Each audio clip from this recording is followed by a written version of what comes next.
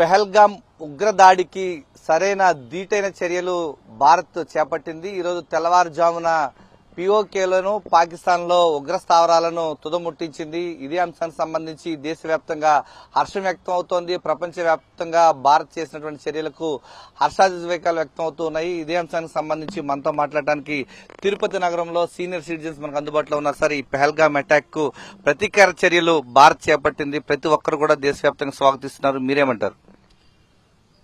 భారతదేశం ఇప్పటికి 3-4 వార్లు జరిగినాయి పాకిస్తాన్ తో.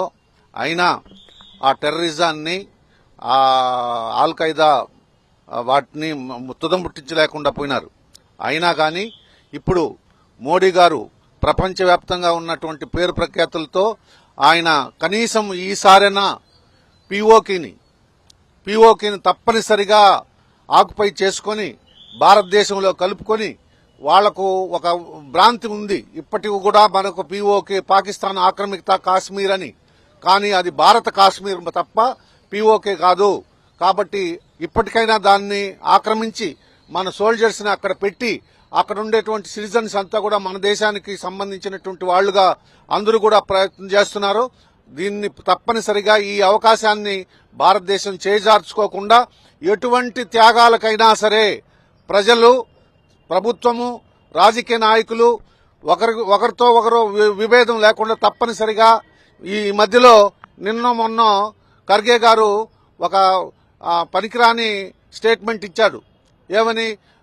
మోడీకి 3 రోజులకు ముందే తెలుసని. కానీ 3 రోజులకు ముందు తెలుసుంటే లా అండ్ ఆర్డర్ని అక్కడ సెటరైట్ చేసి మన ప్రజల్ని పోగొట్టుకో ఉంటాడా? భారతదేశంలో ప్రధానమంత్రి అమాయక ప్రజల్ని, టూరిజం వెళ్లినటువంటి వాళ్ళని పోగొట్టుకో ఉండడు. కానీ రాజకీయాలకు అతీతంగా దీన్ని చూడాలి.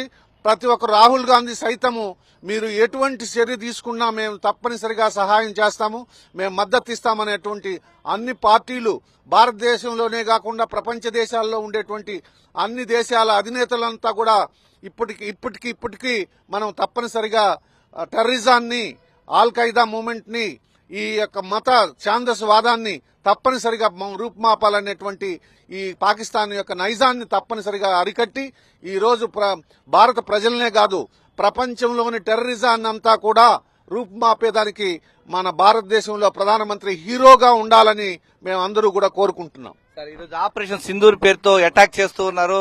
ఈ రోజు ప్రపంచవ్యాప్తంగా భారత్ కు మద్దతుగా నిలుస్తోంది. ఏ విధంగా చూడాలి?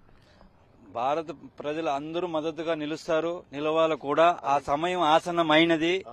కాబట్టి దీన్ని మోడీ గారు ఎటువంటి పరిస్థితుల్లో గుణపాఠం చెప్పాలా, పాకిస్తాన్కి గుణపాఠం చెప్పి తీరాలా. సార్, ఈరోజు ప్రపంచవ్యాప్తంగానే కాదు, ఈరోజు ప్రతి ఒక్కరు కూడా పెహల్గాం దాడికి అటాక్ ప్రతిచర్య ఈరోజు ప్రారంభించింది భారత్. అందరూ కూడా స్వాగతిస్తున్నారు. మీరేమంటారు? సార్, భారతదేశంలో ఎంతో మంది ప్రైమ్ మినిస్టర్ వచ్చినారు. కానీ అందరికన్నా అతి ముఖ్యమైన ప్రైమ్ మినిస్టర్ అని నేను మోడీని చెప్తాను. ఎందుకంటే ఆయనకుండే స్టిల్ పవర్, మ్యాన్ పవర్ అన్ని ఉంది ఆయనకు. మహానుభావుడు.